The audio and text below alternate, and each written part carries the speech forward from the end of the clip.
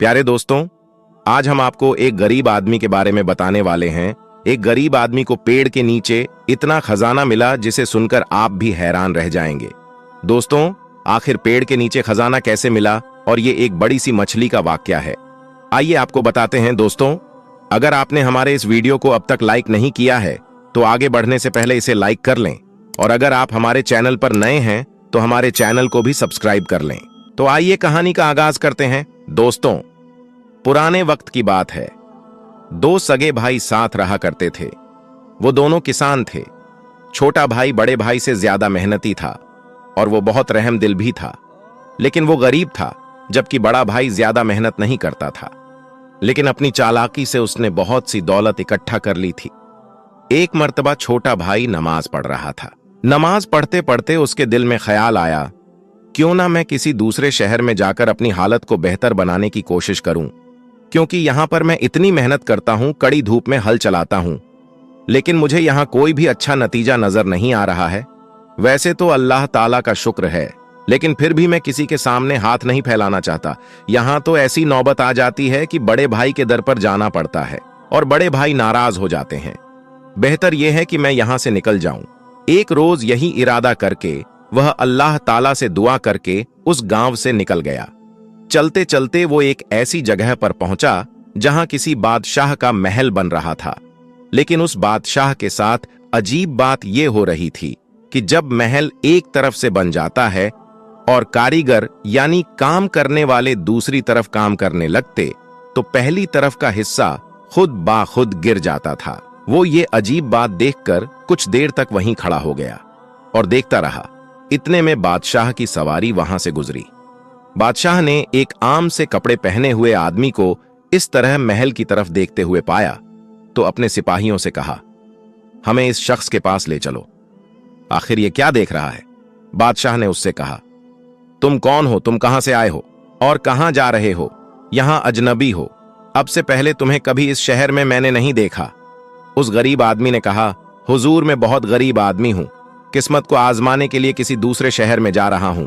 इस पर बादशाह ने कहा, जब तुम अपनी मुराद को पहुंच जाओ तो मुझको जरूरी याद रखना और किसी से इस बात की वजह मालूम करके मुझे जरूर बताना कि मेरा महल इस तरह बनने के बाद आधा क्यों गिर जाता है। गरीब आदमी ने बादशाह से वादा कर लिया, ये बात मालूम करके उसे जरूर बताएगा, और वो गरीब आदमी वहां से अपने सफर पर आगे रवाना हो गया। वो जहां भी ठहरता वहां पर 2 रकात नफल नमाज जरूर अदा करता। रास्ते में एक दरिया आ गया। उसने सोचा, क्यों ना दरिया से वजू करके मैं नमाज अदा कर लूं। अभी वो वजू करके नमाज की नीयत ही बांध रहा था कि दरिया में से एक बहुत बड़ी सी मछली बाहर निकली। उस मछली का रंग बिल्कुल सिया यानी काला था। उसने आज तक ऐसी मछली नहीं देखी थी। बहरहाल उसने दिल में सोचा नहीं, बस जहन में उसे ये सवाल जरूर उठा था। मछली कहने लगी, ऐ मुसाफिर, तुम कौन हो? कहां जा रहे हो? वो आदमी बहुत हैरान हुआ कि अल्लाह ताला ने इसे बोलने की ताकत अता की है, जरूर इसके पीछे कोई ना कोई हिकमत होगी। उस गरीब आदमी ने मछली को अपने सफर का मकसद बताया तो मछली कहने लगी, जब तुम कामयाब हो जाओ और अपने मकसद को पालो तो मुझे जरूर याद रखना। गरीब आदमी ने कहा, ऐसा क्या मसला हुआ है तुम्हारे साथ? तुम इतनी परेशान हो और मैंने बहुत सी मछलियां देखे हैं, लेकिन तुम जैसा रंग मैंने किसी का नहीं देखा। वो मछली कहने लगी, मैं दरिया में रहती हूं, इसके बावजूद अंदरूनी तौर पर जलती रहती हूं। मेरे सीने में हर वक्त आग लगी रहती है।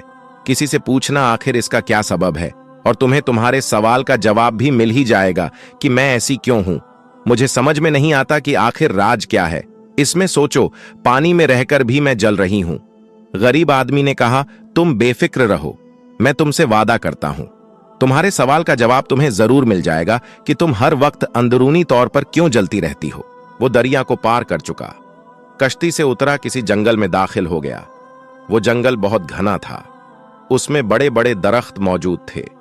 उसे भूख लगने लगी, लेकिन खाने का कोई सामान उसके पास नहीं था।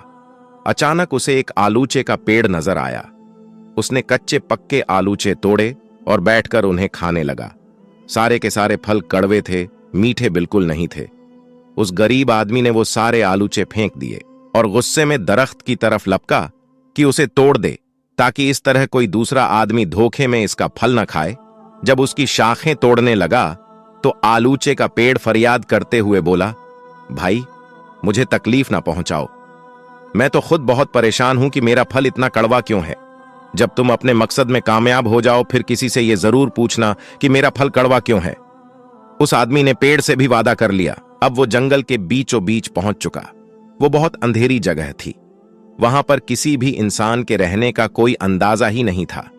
कोई इंसान भूले से भी अगर वहां कदम रख देता तो कोई ना कोई दरिंदा उसे खा जाता, उसे अपना निवाला बना लेता। लेकिन उस आदमी को दरख्तों के बीच में घास फूस की एक झोपड़ी नजर आई। हैरत की बात यह थी कि वहां पर कोई इंसान हो सकता था। वो बहुत थक तो चुका था और बहादुर भी था कि अगर कोई दरिंदा जानवर उसके पास आता तो वो उसका मुकाबला कर सकता था। उसने सोचा थोड़ा आराम करने के लिए इस झोपड़ी में दाखिल हो जाता हूं, थोड़ी देर सो जाता हूं, फिर आगे अपने सफर को शुरू करूंगा। जब वो झोपड़ी के अंदर दाखिल हुआ उसने देखा कि वहां पर एक बूढ़ा फकीर गहरी नींद में सो रहा है, इस अंदाज में कि अल्लाह ताला का जिक्र भी हो रहा है और वो सो भी रहा है। ना जाने वो किस दुनिया में था।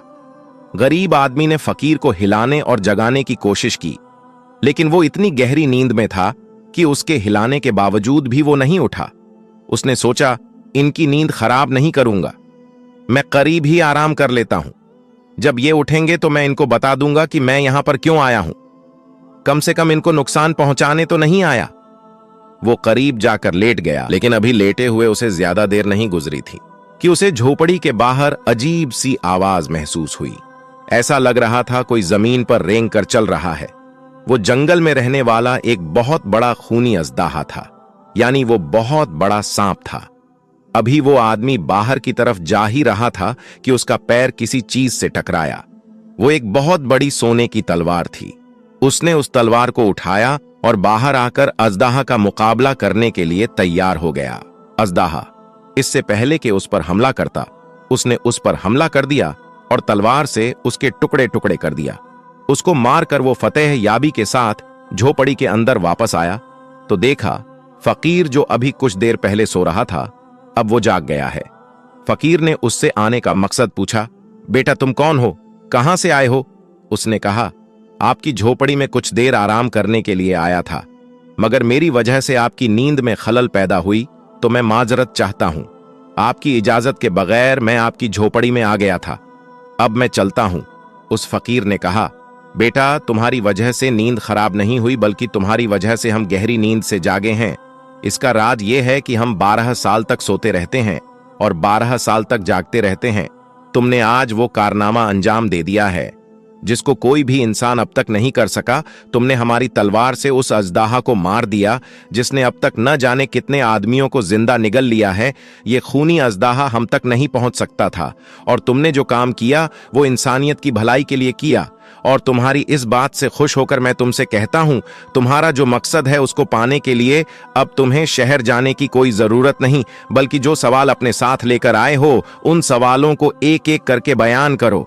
उस गरीब आदमी ने कहा, मैं तो रास्ते से गुजर रहा था। रास्ते में बादशाह के महल के पास मुझे एक अजीब नजारा नजर आया। मैंने देखा कि बादशाह का महल तामीर हो रहा है, लेकिन इसका एक हिस्सा बार बार गिर जाता है। फकीर ने कहा, बेटा बादशाह की एक जवान बेटी है जो शादी के काबिल हो गई है। जब तक बादशाह अपनी बेटी की शादी नहीं करेगा उसका महल इसी तरह गिरता रहेगा। उसने पूछा, लेकिन वो उसकी शादी क्यों नहीं कर रहा है? फकीर ने कहा, क्योंकि वो चाहता है कि उसकी बेटी की शादी किसी अमीर दौलतमंद शहजादे के साथ हो और उसकी बेटी अल्लाह वाली है। वो चाहती है कि वो किसी गरीब से शादी करें, पर बादशाह इस बात के लिए तैयार नहीं है। बस उस बादशाह से जाकर कह दो, अगर तुम अपनी बेटी की शादी उसकी पसंद से कर देते हो तो तुम्हारा महल जो अब तक गिरता जा रहा है वो नहीं गिरेगा। उसके बाद उसने मछली का मसला बयान किया। फकीर ने कहा, मछली को अल्लाह ताला ने दानिशमंदी की दौलत दी है, मगर वो खुद गर्ज है। उसे अपने सीने में दवाई बैठी है। उससे कहो वो अपनी अकलमंदी से दूसरों को फायदा पहुंचाए। उसका रंग सिया इसलिए है क्योंकि वो हमेशा जलती रहती है। वो किसी को खुश होता हुआ नहीं देख सकती। और दूसरी बात यह है, उसकी जबान से अल्लाह ताला का कभी जिक्र जारी नहीं होता। ना वो कलमा पढ़ती है ना वो दुरूद पढ़ती है, जबकि अल्लाह ताला की हर मखलूक दरूद पाक भी पढ़ती है और कलमा भी पढ़ा करती है, लेकिन वो न जाने क्यों अल्लाह का जिक्र करने से बचती है।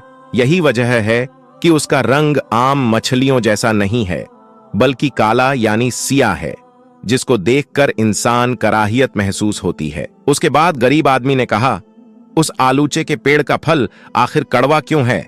इस सवाल का जवाब देते हुए फकीर ने कहा, आलूचे के पेड़ के नीचे जड़ों में खजाना दफन है। अगर वो खजाना निकाल लिया जाए तो उसमें मीठे आलूचे लगेंगे, जिससे तमाम इंसान फायदा उठाएंगे, और वो खजाना तुम्हारे लिए है। तुम वो इंसान हो जिसे हर एक के लिए सोचा, सिर्फ अपने लिए नहीं सोचा। तुम खुद गर्ज इंसान नहीं हो, और वो खजाना सिर्फ उसी इंसान के लिए है जो हर एक को फायदा पहुंचाए। तुमने हर एक का मसला सुना और उनसे वादा भी किया है कि मैं आपके इस मसले को हल करने के लिए आपकी जरूर मदद करूंगा। अल्लाह ताला तुमसे खुश है, और इसी वजह से तुम्हारी गुर्बत को खत्म करने के लिए वो खजाना उस पेड़ के नीचे दफन है। अब तुम वहां जाओ और उस खजाने को बाहर निकाल लो। वो गरीब आदमी वहां से रवाना हुआ। सबसे पहले आलूचे के पेड़ के पास गया, उसे बताया कि उसका फल कड़वा क्यों है। पेड़ ने उससे कहा, अल्लाह के लिए जितना जल्दी हो सके इस खजाने को खोदकर बाहर निकाल लो, इसे तुम्हारे लिए ही रखा गया है, तुम इसे ले जाओ। उसने उस खजाने को बाहर निकाला। इतना कीमती खजाना देखकर वो हैरान रह गया, लेकिन दिल में लालच नहीं आया। फिर वो उस मछली के पास गया और उसे बताया कि वो हर वक्त अंदरूनी तौर पर क्यों जलती रहती है। दरअसल उसके दिल में किसी के लिए हमदर्दी नहीं है, और वो अल्लाह ताला का जिक्र नहीं करती। हर वक्त अल्लाह ताला की हम्दो सना बयान करती रहो, हर एक को फायदा दो। इंशाअल्लाह तुम ऐसी हो जाओगी कि हर कोई तुम्हें देखकर रश करेगा। उसने उसका शुक्रिया अदा किया। आखिर में वो बादशाह के पास पहुंचा। बादशाह ने उसे पाकर खुशी का इजहार किया और कहा, लगता है तुम अपने मकसद में कामयाब हो गए हो। हमें बताओ कि हमारे सवाल का जवाब क्या है। वो कहने लगा, बेशक मुझे आपके सवाल का जवाब मिल चुका है। एक फकीर अल्लाह वाले ने मुझे आपके मसले का हल बता दिया है। बादशाह ने कहा, जल्दी बताओ, हम फौरन अपने मसले को हल करना चाहते हैं। उस शख्स ने कहा, आप अपनी बेटी की शादी नहीं कर रहे हैं। बादशाह ने कहा, तुम्हें यह बात कैसे मालूम हुई? उस आदमी ने कहा, बस उस अल्लाह वाले ने मुझे यह बात बताई है। बादशाह ने कहा, हां, क्योंकि जहां वो शादी करना चाहती है हम वहां उसकी शादी नहीं करना चाहते हैं।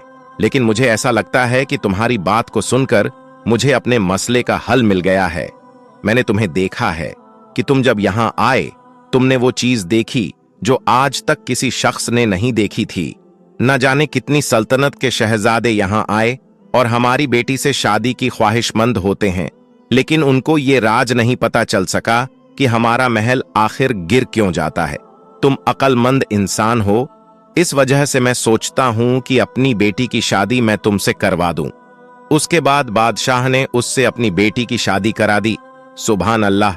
दोस्तों, आज की इस कहानी से यह मालूम हुआ कि हमें भी अल्लाह की तमाम मखलूकात की मदद करनी चाहिए, चाहे वो चरिंद परिंद हो, चाहे वो इंसान हो, जो भी जरूरतमंद हो। हमें हर जरूरतमंद की जरूरत को पूरा करने की हमेशा कोशिश करनी चाहिए कि इससे अल्लाह राजी होता है, बिगड़ियां बनती है और अल्लाह रिस्क में बरकत अता फरमाता है। अल्लाह रब्बुल इज्जत की बारगाह में दुआ है कि मेरा करीम हम सबको भलाई का रास्ता और ईमान के रास्ते पर चलने की तौफीक अता करें। आमीन। दोस्तों, हम फिर मिलेंगे ऐसी ही नसीहत अमोज वीडियो के साथ। तब तक के लिए अस्सलाम वालेकुम।